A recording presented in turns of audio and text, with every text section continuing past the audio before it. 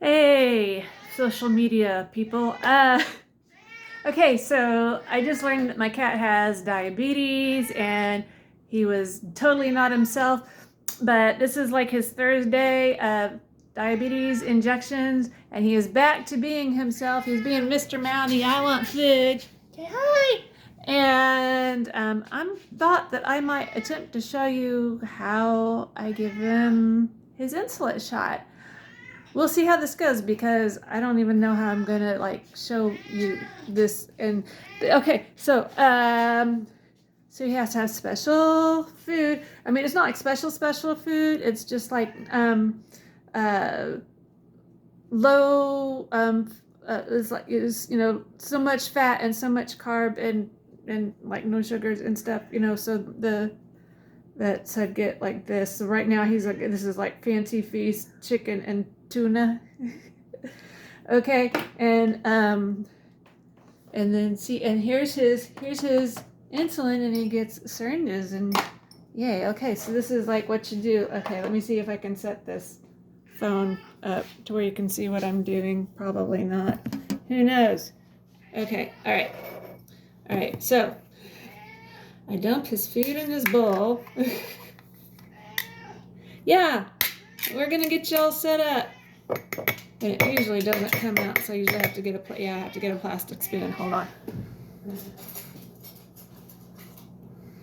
Or a fork, hopefully. This will work, because I'm trying to be fast. There we go. Okay. Alright. The food's in the bowl. This is my epileptic dog Zonisamide. Today's World Epilepsy Day, by the way. Okay, so yay. Okay, I have disabled pets. Okay. Epileptic dog, diabetic cat. Okay.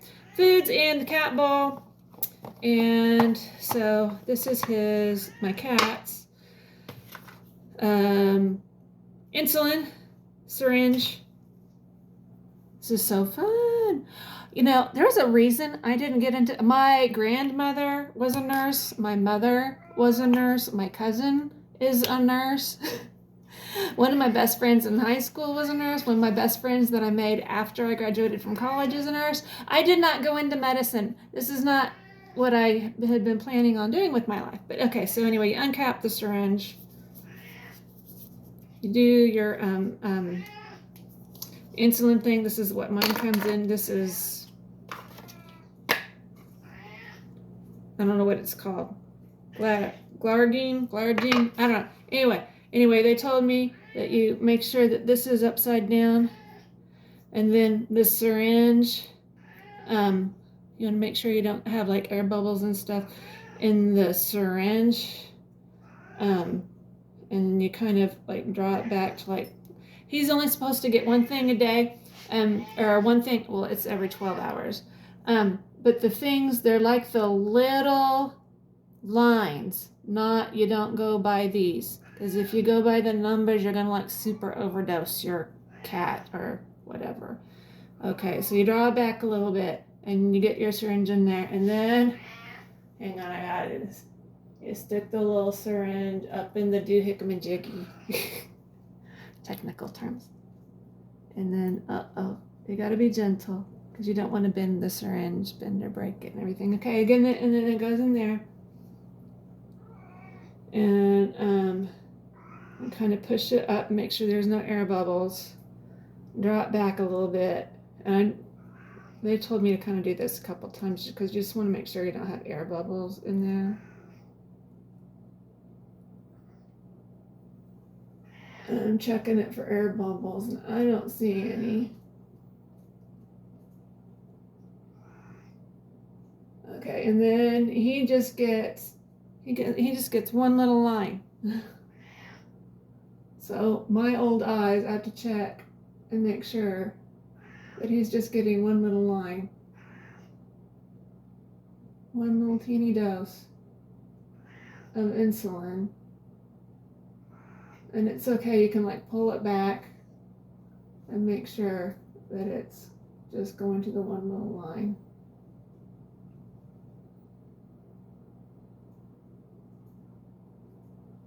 Okay, all right, I got his dose. And then you plop that out. You can set that aside and I can cap it later. And then And he's so laid back about this. I don't have to feed him while I'm doing it because he doesn't freaking care. He really doesn't. It's like maybe a mosquito bite or something to him. He doesn't even notice it. But I distract him anyway because, make it nice, right? So, oh gosh, the other cat's in here. So, oh my gosh, I'm so excited. Okay, he's gonna eat his food. All right, so I'm gonna food down here. Let's see if I can get this down here to where you can kind of see maybe what we're doing. I don't know. Can you see? Okay. All right. So, yeah, he's eating his food. Okay, they have, maybe I can switch this a little more. Okay, cats have a lot of loose skin. So you get kind of to where like their mom would have grabbed them by the scruffy. You get some loose skin in there. And then you just kind of get to where you can actually see where there's skin, because you want to make sure the needle's going in skin, but it's all loose and stuff, and you stick the needle in there and sploosh. And see, he doesn't freaking care. He's like, yeah, I'm eating my food. And that's how you give your cat insulin.